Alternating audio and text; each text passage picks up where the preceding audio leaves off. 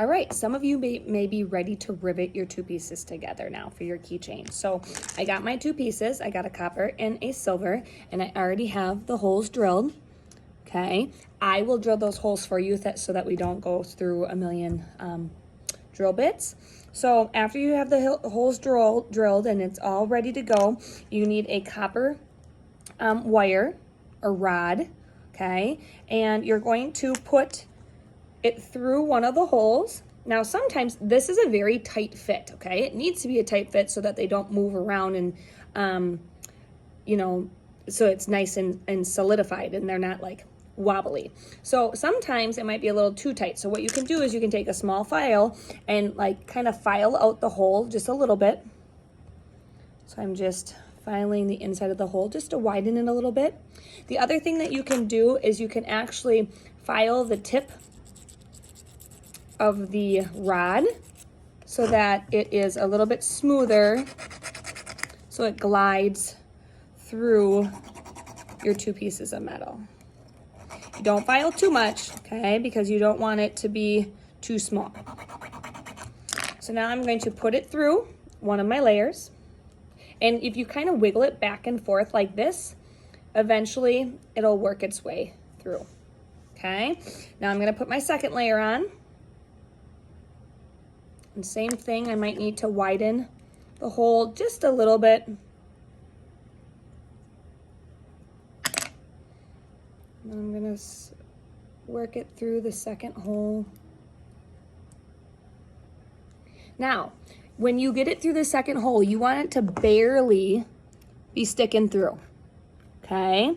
If it's too long, instead of like compressing into a little ball, it's going to bend and then it'll look really, really bad. So just barely poking through. Now I'm gonna take my pliers, and this part right here, this is the cutter. And you want that part flush with the metal, so it's really, really short. Okay, so I'm gonna put it right flush with the metal. I'm gonna cut, and then you might need somebody to wiggle it so that it comes off, okay? Now this side is a little bit longer and it has like a little sharp edge. So I'm gonna use my file and I'm gonna file that down just a little bit so that's not too long.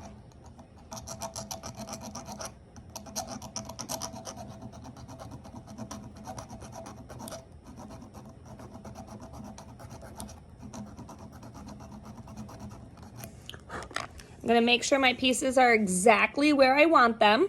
Okay, because once they're riveted together, you can't move them. And then I'm gonna make sure that my rivet is halfway through. So I want it to be like equal distance on both sides. So I'm gonna push it through just a little bit. Okay, so now I need this little cement block, okay? And I need a little hammer, and I'm just going to make sure I have it exactly where I want it, and I'm just gonna tap, tap, tap. Okay, now after I've tapped a couple times on the top, I'm gonna flip it over, making sure to keep them exactly where I want them, and I'm gonna tap on the opposite side. And I'm gonna keep doing this. I'm gonna rotate back and forth.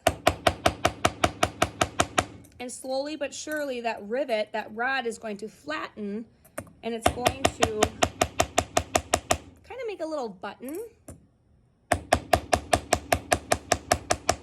And it's going to smush those two pieces together.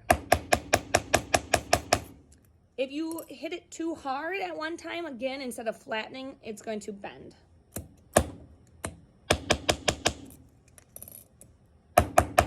Okay, so now my two pieces are one. Okay, I can't move them. If you look very close, there's my little button on that side and my little button on that side. So that's how you rivet two pieces together. Now, if you have two holes, like if you want two rivets, I will drill the hole for the first one first, and then after they're together, then I'll go drill the second hole, because sometimes they move a little bit with the first hole, the first rivet, and then we don't want to have extra holes that we're not using, okay? So if you have a second rivet, then you just bring it back to me, I'll drill your second hole, and you repeat the process.